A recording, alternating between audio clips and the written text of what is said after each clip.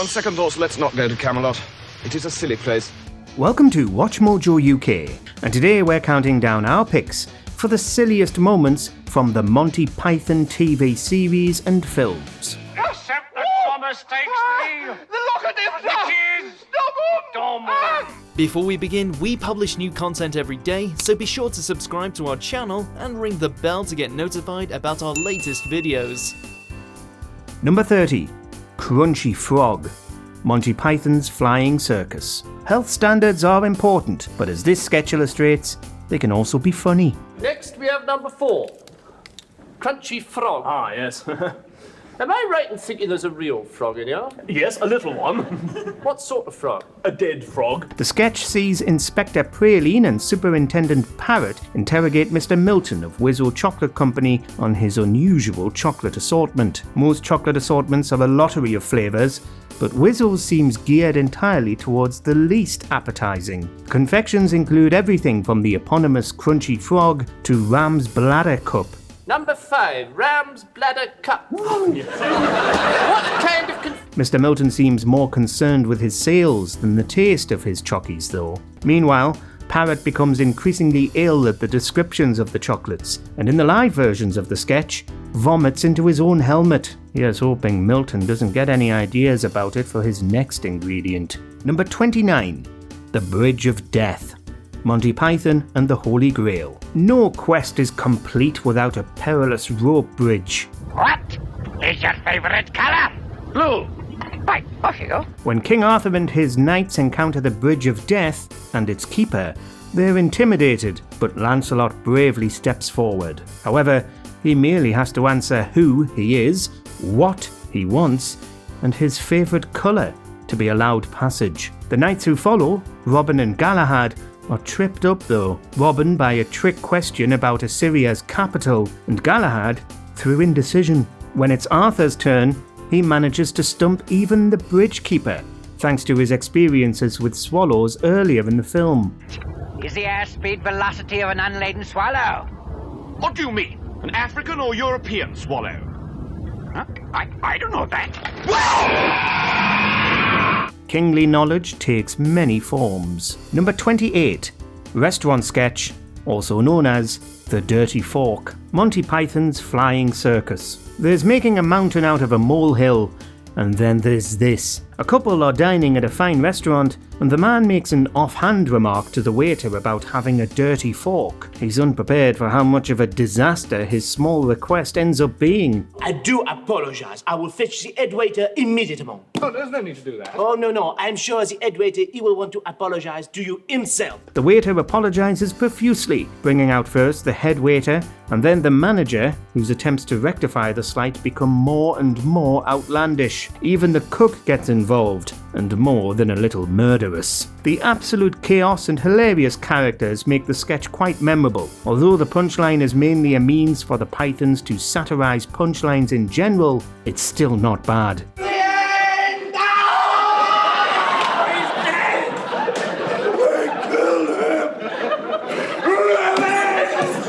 Number 27. He's not the Messiah. Monty Python's Life of Brian.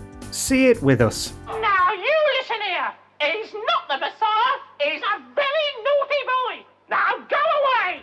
Brian getting caught with a woman by his mother is awkward enough, but his unwanted followers turning up outside their window is even worse. Brian's mum's famous rant is quite funny on its own, but the whole scene is fantastic. Brian's attempts unsuccessfully to get them to think for themselves, which only one member of the crowd seems to take to heart. Yes, we are all different.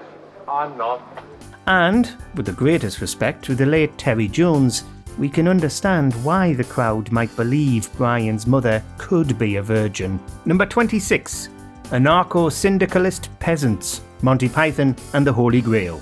The clash between medieval and modern forms a lot of the comedy in this film, but few of its scenes go quite this far. Didn't know we had a king. I thought we were an autonomous collective. You're fooling yourself. We're living in a dictatorship, a self-perpetuating autocracy in which the working classes... Oh, there you go, bringing class into it again. While searching for knights to join him at Camelot, Arthur encounters Dennis, a peasant farmer, whose principal crop seems to be dirt. As Arthur continually puts his foot in his mouth, Dennis expounds upon socialist and anarchist ideologies centuries before they would have been dreamed of. Dennis and his mother proceed to pick apart Arthur's divine right of kings with modern ideas like voting and deriving your authority from the people you rule. We're an anarcho-syndicalist commune. We take it in turns to act as a sort of executive officer for the week. Yes. But all the decisions of that officer have to be ratified at a special bi-weekly meeting. You know, instead of wet women winging weapons. Number 25. Romans Go Home. Monty Python's Life of Brian. Brian's rebellion against the Roman establishment extends to leaving graffiti. Although he writes out a message under cover of night, he's still caught by a guard. However, rather than be angry that Brian's defaced a wall, the guard is much more upset about Brian's grammar. It says Romans go home. No, it doesn't. He corrects Brian at the end of a sword and, just like a teacher, tells Brian to write lines of the correct phrase, Romans go home, 100 times. Now, write out 100 times. Yes, sir. Thank you, sir. Hail Caesar, sir. Hail Caesar. If it's not done by sunrise, I'll cut your balls off. While Latin itself is no longer taught in schools as much, the situation still lends the scene plenty of relatability. Number 24. The Beast of Caerbanog and the Holy Hand Grenade. Monty Python and the Holy Grail. King Arthur and his knights encounter Tim, the Enchanter, who paints a terrifying picture of the beast that guards the entrance to the cave of Caerbanog. What, behind the rabbit? It is the rabbit. You silly sod! What? You got us all worked up! Well, that's no ordinary rabbit. But when they see that it's seemingly just a rabbit, they lay into Tim for winding them up, at least until the rabbit bites a knight's head clean off. When their initial charge is rebuffed, they decide to break out the big guns, the Holy Hand Grenade of Antioch. Run away! Run away! Despite a long-winded and hilarious explanation, Arthur still has trouble operating it. But then again, counting to 5 is hard for some people. Number 23. Cheese Chop Sketch.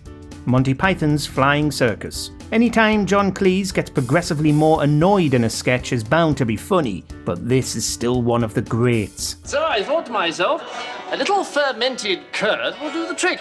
So I curtailed my wall-poling activities, sallied forth and infiltrated your place of purveyance to negotiate the bending of some cheesy comestibles. Come again? I want to buy some cheese! Cleese plays a well-spoken customer who arrives at the shop of Mr. Wensleydale, hoping to purchase some pressed milk curds. However, despite the live dancing apparently driving customers away, the shop seems to lack much in the way of its principal product. On paper, the sketch may consist largely of a list of over 40 different cheeses, but the back and forth between Cleese and Sir Michael Palin is more delicious than even Venezuelan beaver cheese. Venezuelan beaver cheese? Not today. Number 22. Witch Trial. Monty Python and the Holy Grail. The idea of witch trials is fairly ridiculous on its own, but Monty Python makes this one even more absurd. Sir Bedivere sits in judgment when a mob brings him a woman they've dressed up like a witch. Her biggest crime? Turning a man into a newt. She turned me into a newt. A newt. I got better. Bedivere attempts to bring reason and logic to the proceedings, attempts being the operative word. His reasoning that witches burn because they're made of wood and must float in water is in line with real-world witch trials. However, he goes further, asking for other things that float in water. If she weighs the same as a duck, she's made of wood. And therefore... a witch! A witch! The fact that the woman's weight is measured against that of a duck's is the extremely silly cherry on top of this already ludicrous scene. Number 21. The Knights Who Say Ni. Monty Python and the Holy Grail. While traversing a misty forest, King Arthur and Sir Bedivere encounter their most bizarre foes, the Knights Who Say Ni. The knights, led by their towering, overacting leader, demand a toll in exchange for not saying their sacred word, a shrubbery. We are now no longer the knights who say ni. We are now the knights who say, Eki, eki, eki, eki, fatang, zoom, boing.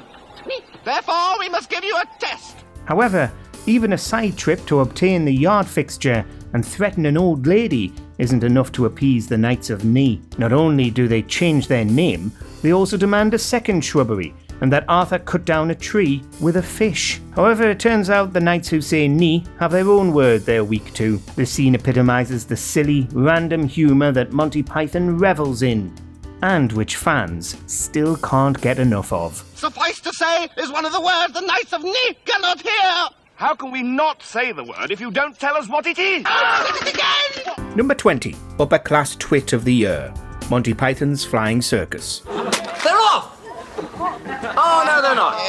No, they didn't realise they were supposed to start. There's nothing like a bit of sport, and Monty Python have their own unique take on the sort of pageantry of upper-class athletics. And now they're coming into their first test, the straight line. They've got to walk along this straight line without falling over. And Oliver's over at the back there. 5 of the Pythons play an assortment of increasingly ridiculously named rich idiots who engage in the titular competition to determine who's the biggest old money dullard of the year. And now it's kicking the beggar. Simon's there and he's putting the bogey in. And not terribly hard, but there's a lot of stallions being down, so Simon can move on. Each event consists of either something absurdly easy for someone of average intelligence, or plays into the kind of boorish behaviour seen among the privileged that the rest of us find irritating.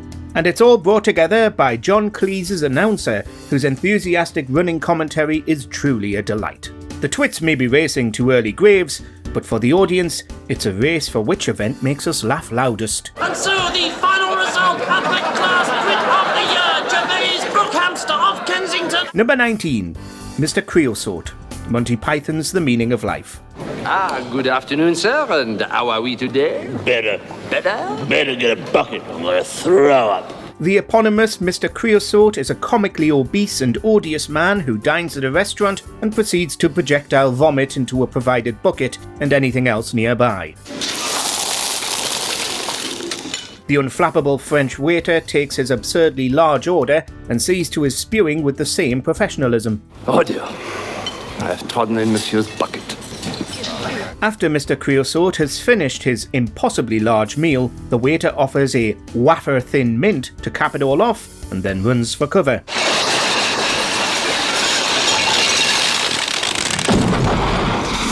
The resulting explosion is literally gut-busting for Creosote and often the audience.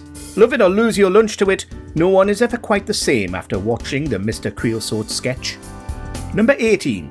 What have the Romans ever done for us? Monty Python's Life of Brian. Judea is an ever-contentious region, and its people don't take kindly to the Romans showing up. We're giving Pilate 2 days to dismantle the entire apparatus of the Roman imperial state, and if he doesn't agree immediately, we execute her. Cut her head off! Cut all her bits off! The People's Front of Judea is one such resistance group, among many with similar names. As the group detail their plans to kidnap Pontius Pilate's wife, their leader, Reg, questions what the Romans have ever given them.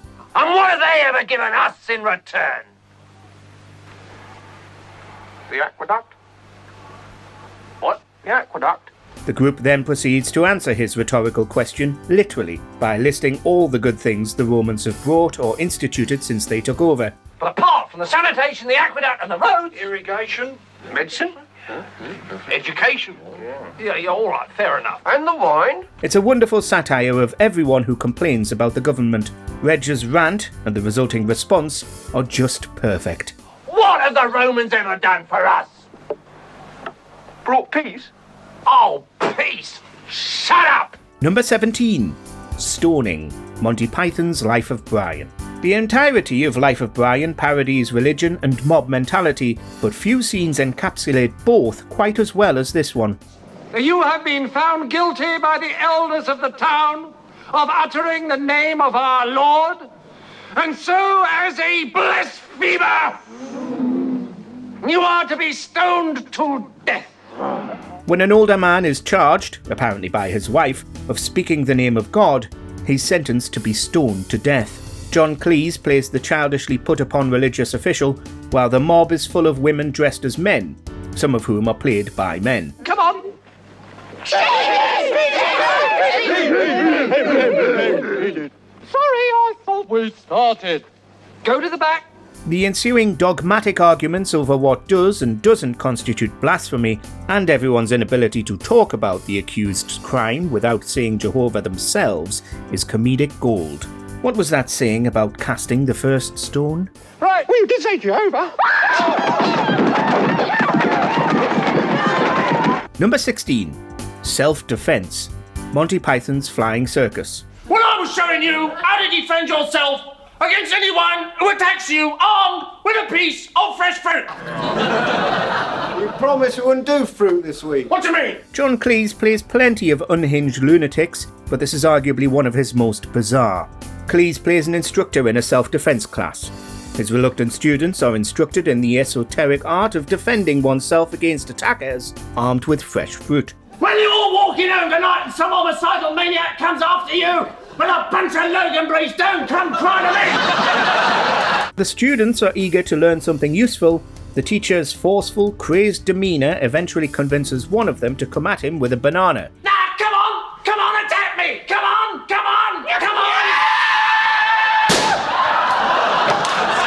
The ending varies depending on the version, but the result is the same. The teacher just kills them. Come at me then! Come on, do your worst, you worm! As hysterical as this scene is, we have so many questions. Like, why do the students keep attending class? How has the teacher not lost his job? And which fruit traumatised him so? First thing to do when you're being stalked by an ugly mob with raspberries is to release the tiger! Number 15. Biggus Dickus. Monty Python's Life of Brian. This famous scene sees Michael Palin as Pontius Pilate. The lisping Roman governor has captured the titular Brian, who claims to have had a Roman father. What's funny about Biggus Dickus? Well, it's a joke name, sir. I have a very great friend in Rome called Biggus Dickus. Although the chief guard is dismissive of the name Brian provides for his dad, as it's clearly a joke name, like Biggus Dickus, Pilate says nothing wrong. His best friend is named Biggus Dickus. What follows is a Herculean task for Pilate's guards as they struggle not to laugh at the juvenile moniker. Do you find it risible when I say the name Biggus Dickus? According to Palin's own diary, he kept improvising to ensure the extras were always on the verge of laughter. Of course, the name of Biggus Dickus' wife pushes everyone over the edge. Incontinentia buttocks. Number 14. Four Yorkshiremen. At last, the 1948 show. Yes, Python sticklers out there, technically this isn't an original Monty Python sketch.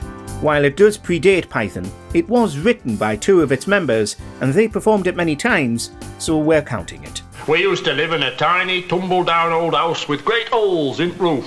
House? You're looking to have a house? We used to live in one room, 26 of us. The sketch sees a group of four wealthy men from Yorkshire enjoying a drink together as they reminisce about their childhoods in poverty. We lived for 3 months in a rolled-up newspaper in a septic tank.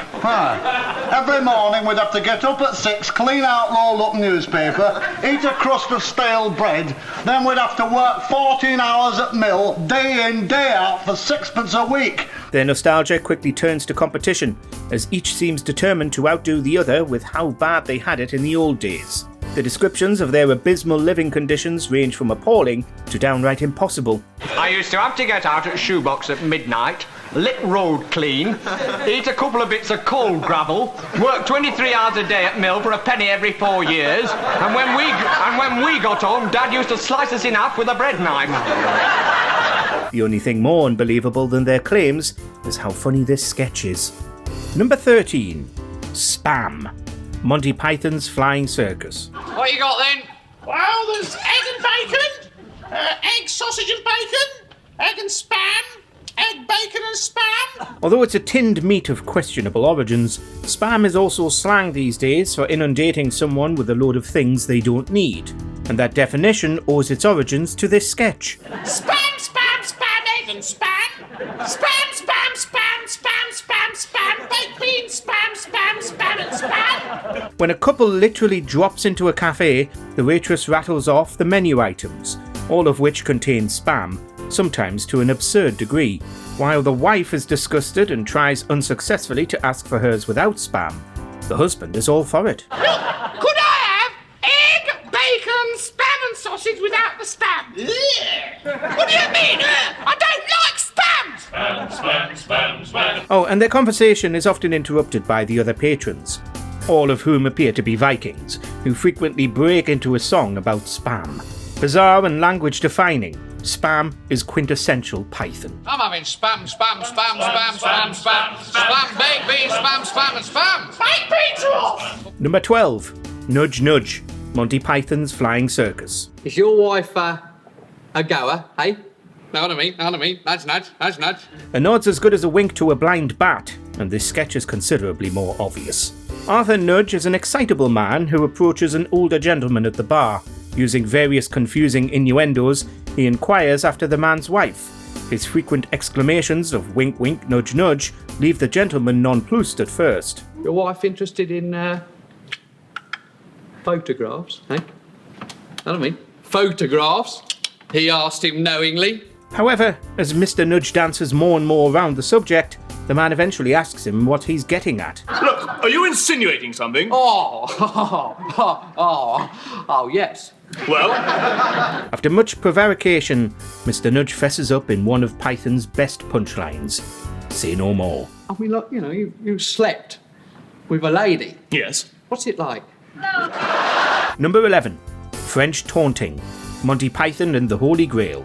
King Arthur's quest for the Holy Grail is not without its obstacles. The first of these we'll be discussing is when his knights arrive at a castle. After hailing its occupants, they're surprised to discover that they're French.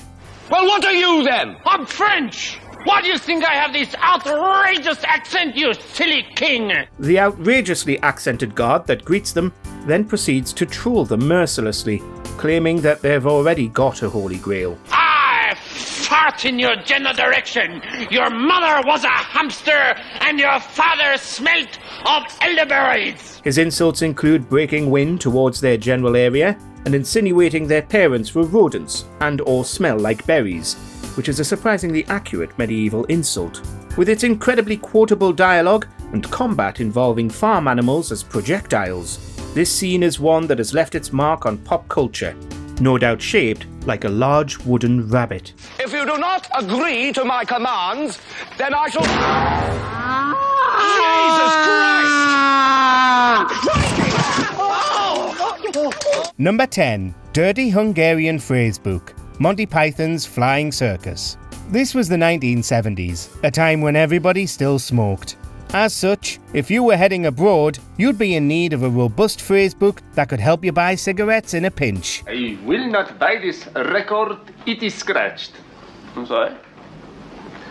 I will not buy this record, it is scratched. Unfortunately, the phrasebook in this famous sketch is anything but. The Hungarian tourist, played by Cleese, visits a tobacconist, played by Jones, and employs his best translations. Do you want to come back to my place, bouncy, bouncy? That'll be 6 shillings, please. If I said you had a beautiful body, would you hold it against me? Jones being British, he's relentlessly polite, even in the case of increasingly inappropriate phrases. But when he tries to say something in Hungarian, he gets punched in the face. What's all this in? You have beautiful thighs. What? He hit me. Drop your panties, Arthur. I cannot wait till lunchtime. The phrasebook's creator is later put on trial for intending to breach the peace. But sometimes in life, your hovercraft actually is full of eels. My hovercraft is full of eels. What? My hovercraft is full of eels. Number 9. Always look on the bright side of life. Monty Python's Life of Brian. It's the end of the film, and Brian, still mistakenly identified as the Messiah, is being crucified following an abortive attempt to rescue him. Cheer up, Brian. You know what they say? Some things in life are bad. They can really make you mad. Other things just make you swear and curse. Brian, played by Chapman, is serenaded by fellow criminal Eric Idle. Oh, Always look on the bright side of life. Always look on the light side of life. Always Look on the Bright Side of Life isn't just hilarious because of the absurdity of it being performed during a crucifixion, but it's also an outstanding song in its own right. If life seems jolly rotten, there's something you've forgotten, and that's to laugh and smile and dance and sing. In a lot of ways, it's gone way beyond even the Pythons, and has been reissued as a single numerous times. Such as its renown, Idol appeared at the 2012 Olympics to perform it, after failing to be launched from a cannon. So always look on the bright side of death.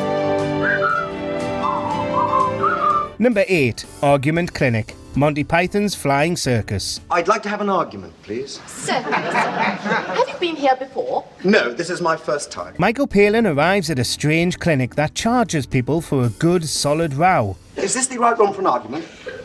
I've told you once. No, you haven't. Yes, I have. When? Just now. It's Cleese in an office, and he immediately starts to argue about whether Palin is even there for an argument or not, in a debate that quickly descends into the ontological nature of arguing. No, this isn't an argument. Yes, it is. No, it isn't. It's just contradiction. No, it isn't. Yes, it is. It is not. Palin runs out of time, though, and then begins arguing with Cleese about whether he got the 5 minutes of arguing he paid for, whether he's paid at all, and whether Cleese is, in fact, arguing pro bono. Well, if I didn't pay, why are you arguing? Gotcha. There you have it. Is that? If you're arguing, I must have paid. Not necessarily. I could be arguing in my spare time. The landmark sketch has since become beloved by students of language and philosophy for its complexity, and we're sure we'll see plenty of argument clinics in the comments below. Number 7. Hell's Grannies. Monty Python's Flying Circus. Idol's a television reporter, letting the public know about the latest menace to British society, a gang of marauding old women. An ugly kind of violence is rife, stalking the town. Yes, gangs of old ladies attacking fit, defenseless young men. It's a parody of the Hells Angels, and features a man outfitted in biker gear saying that even he is scared to go outside with the grannies around. Yeah, sometimes there's 3 or 4 of them. It's not even safe to go out down to the shops anymore. They day drink in public, assault young men, trip people over, and destroy phone boxes. Idol says the grannies are rebelling because they're so enraged about their children becoming accountants, and they promptly trick him into falling through a manhole. And they begin to wonder, is it all worth it? Is it all...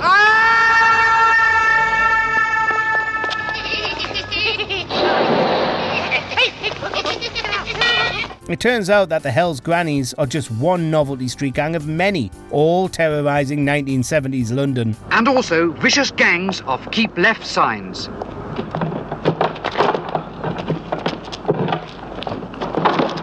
Number 6. The Spanish Inquisition. Monty Python's Flying Circus. We're now in the year 1912, and a husband and wife are bickering over the trouble at mill. What on earth does that mean? I don't know. Mr. Wentworth just told me to come in here and say that there was trouble at the mill, that's all. I didn't expect a kind of Spanish Inquisition. Nobody expects the Spanish Inquisition. A trio of Spanish Inquisitors arrive, but they keep flubbing the speech Michael Palin is trying to make, forcing them to repeatedly leave and come back. I can't say it. You'll have to say it. What? You'll have to say the bit about our chief weapons are. I couldn't do that. They get more and more expected each time, and it becomes a meta joke when they also keep reappearing in the same episode. Eventually, everybody is expecting the Spanish Inquisition to arrive and accuse them of various crimes against the Pope. How do you plead? We're innocent.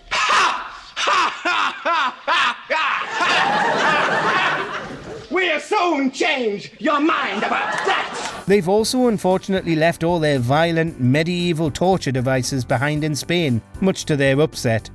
Number 5. The Lumberjack Song. Monty Python's Flying Circus. After leaving a different sketch, Michael Palin ends up in the woods with Connie Booth on his arm and a troop of Canadian Mounties nearby. I'm a lumberjack and I'm okay. I sleep all night and I work all day. He's a lumberjack and he's okay. He sleeps all night and he works all day. He launches into this now iconic song about the joys of a lumberjack's simple pastoral life. But our expectations are quickly subverted. I cut down trees, I skip and jump. I like to press wildflowers. I put on women's clothing and hang around in bars. The lumberjack reveals he likes to dress as a woman in his free time, and it's this he also associates with the hyper-masculine life of a lumberjack. Suffice to say, the chorus of Mounties and the woman he's with don't take kindly to this revelation. I cut down trees, I wear high heels, suspenders and a bra. I wish I'd been a girlie, just like my dear papa. His confession means he gets pelted with tomatoes and booed off. This was also released as a single. Oh, babies! And I thought you were so budge! Number 4. The Ministry of Silly Walks. Monty Python's Flying Circus. Thank God. Yeah. The genius of this sketch lies in its simplicity, as when you really get down to it, it really is just a group of people doing silly walks.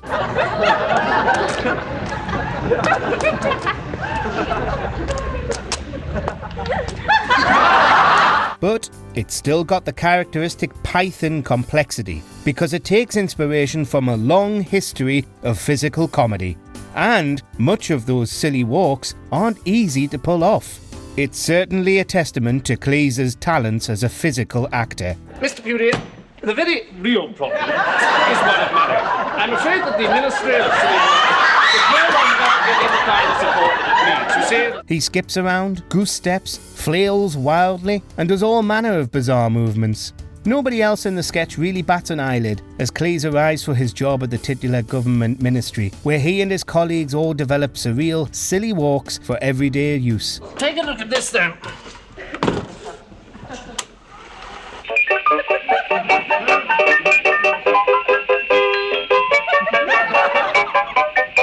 Number 3. The Black Knight, Monty Python and the Holy Grail. The fearsome Black Knight's only job is to guard a plank of wood, and he'll be damned if he lets King Arthur get past him. None shall pass. What? None shall pass. Arthur initially wants to recruit him, but the knight takes his duty extremely seriously, and they engage in battle. The famous scene results in Arthur lobbing off the knight's limbs one by one, which the knight repeatedly claims are minor injuries. Look, you stupid bastard, you've got no arms left. Yes, I have. Look! Just a flesh wound. The knight's love of taunting is matched only by the rude Frenchman who appears later on, both portrayed by Cleese. He and his many flesh wounds have been referenced countless times in works influenced by the Pythons.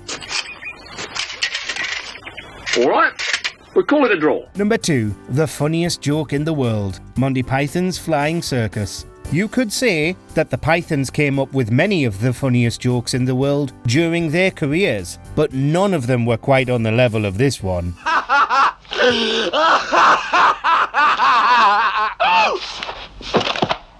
It was obvious the joke was lethal. The struggling writer Ernest Scribbler suddenly comes up with a joke so funny he immediately dies of laughter. His mother comes into the room to check on him and suffers the same terrible fate. The joke is later retrieved for use by the British Army so that they can deploy it during war. It's a joke so deadly, it could have Fritz's forces falling about. They translate the joke into German to see if it still works, and get into a joke arms race that results in a ban on joke warfare. In action, it was deadly. Number 1. The Dead Parrot, Monty Python's Flying Circus. It couldn't be any other. Not only is the Dead Parrot possibly the greatest and most famous Python sketch of all time, but it's also one of the greatest sketches ever written, full stop. Oh yes, the Norwegian Blue. What's wrong with it? I'll tell you what's wrong with it, my lad. It's dead. That's what's wrong with it. John Cleese arrives at a pet shop with a dead parrot, presenting it to shopkeeper Michael Palin, who insists that the parrot isn't dead so that he doesn't have to deal with Cleese's complaint. No, that's not dead, it's resting. Resting? Yeah, resting. Palin insists that the parrot is just sleeping, despite Cleese absurdly proving the contrary. Raise and change! Alarm call! The parrot is stone cold dead, something Palin knew about when he sold the thing. But, of course, selling parrots is no job for a lumberjack. That parrot is definitely deceased. And when I bought it not half an hour ago, you assured me that its total lack of movement was due to it being tired and shagged out after a long squawk. Is there a Monty Python moment we forgot? What sort of chance do you give us? Share your favourites in the comments. No, he's not! An unbeliever! Persecute! Kill the heretic! Do you agree with our picks? Check out this other recent clip from WatchMojoUK and be sure to subscribe and ring the bell to be notified about our latest videos.